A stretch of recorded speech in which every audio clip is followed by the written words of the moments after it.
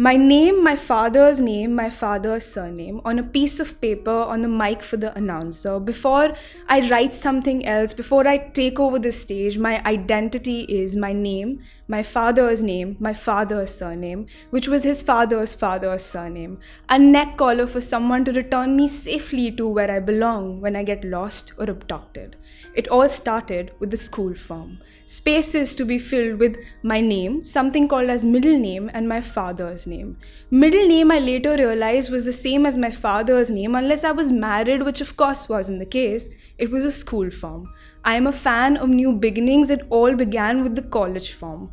Blanks to be filled in black ink in block letters. My name, my father's name, my father's surname. Line 2, my father's name, his profession, his contact information. Line 3, no surprises at all, my local guardian's name and their contact information. I am a fan of new beginnings and old patterns. It all began with the forms that were handed out at the doctors. My name, my father's name, my father's surname. Line 2, local guardian, something something again. Repetition was supposed to render this entire thing useless. Instead, the rock is so heavy that it's stuck at the bottom of the sea of this intelligent humanity. Now help me catch up. I sense something terribly wrong. I smell something burn. I taste ash on my tongue. I feel fire on my skin. Everyone in the world feels that I belong to my father, and none feel that I must equally belong to my mother if belonging to another body is another issue for another day. Let me put it this way. I am 50 of what she is and 50 of him and 10 of myself. I realize that the total ain't 100, but people never fail to mention how I come across as a little overbearing. So here's the thing. I was raised to not belong. I was raised to be so content with myself that whoever waltzes their way in compliments me, never completes me because there is nothing to complete. Very often, our heart is described as half of something else. But look closely at those skeletons buried in your closet and those pictures in the books of biology. It's a full circle.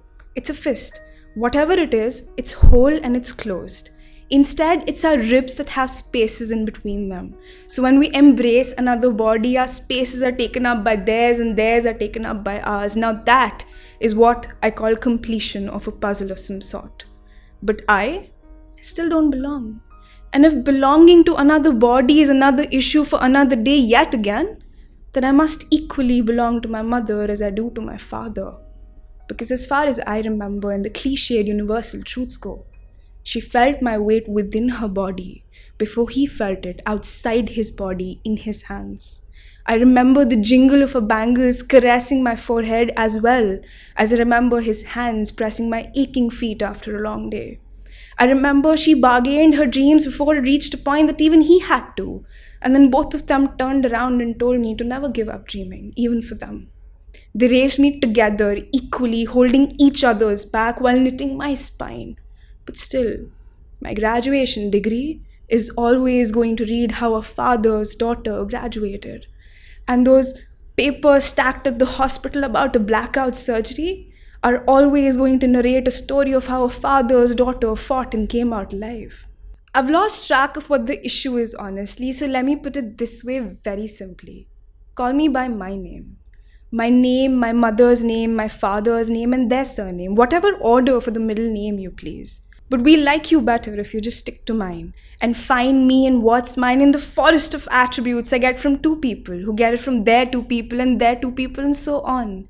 And after all that finding, looking, searching for, meeting, if you still have a bit of urge left to pin me down, then find yourself a map that tunnels through a body and reaches out to two sets of arms. Thank you.